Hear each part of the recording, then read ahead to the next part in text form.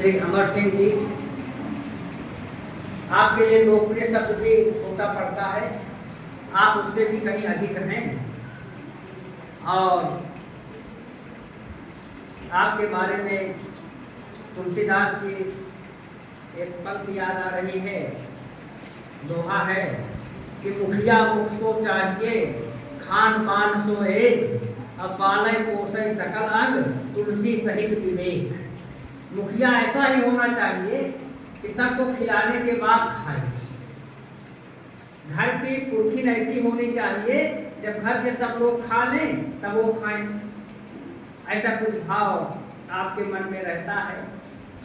और पिछले दिनों हमारा परिचय हुआ तो आपने टेलीफोन करके मोबाइल पर हमारा हालचाल भी लिया, तो मुझे प्रसन्नता हुई।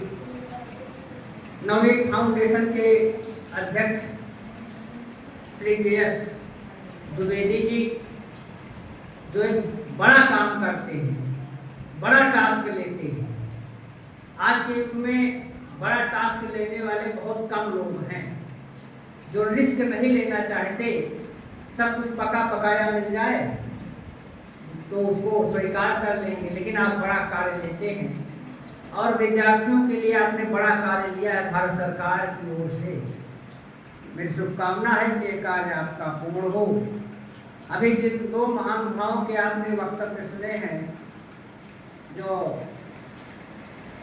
चीफ एग्जीक्यूटिव ऑफिसर हैं हमारे सुशील सिंह जी, और आपके अध्यापक हैं साथ में श्री आर.के. सिंह जी, दोनों लोगों ने विद्यार्थियों के बारे में, बच्चों के बारे में बताया। ये लोग तो विद्यार्थियों को जी रहे हैं, रोज ही विद्यार्थियों के बीच में रहते हैं। अब आपको तो हर समय विद्यार्थी ही बने रहना पड़ता है, बच्चा ही बने रहना पड़ता है।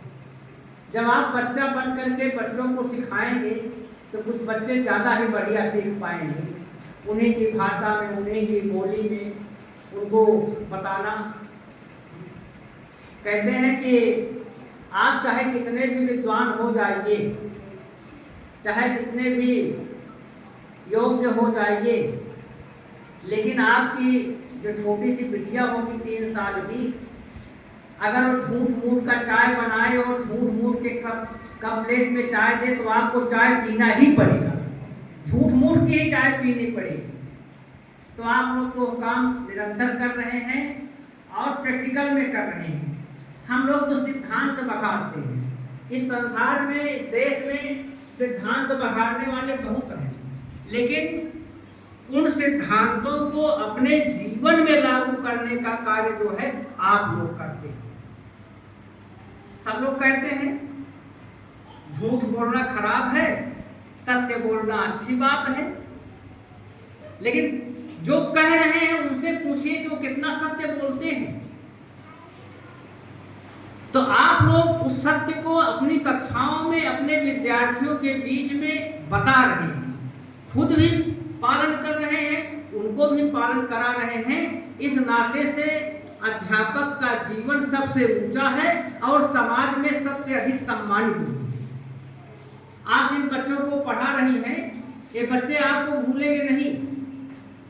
कोई इसी में से बहुत आगे चल करके अधिकारी बनेगा या कुछ बनेगा, और अब जब आपको मार्केट में देखेगा और अपने माता पिता के साथ में दौड़ करके आपको प्रणाम करेगा, तो उस दिन आपको लगेगा कि आपका जीवन सार्थक हो गया है, आपका जीवन धन्य हो गया है। भारी बाजार में कोई किसी के पैर वैर नहीं छूटा, लेकिन आपका विद्यार्थी आपके पैर छूएगा। तो ऐसे हमारे यशस्वी और विद्वान अध्यापकगण, अध्यापिकाएं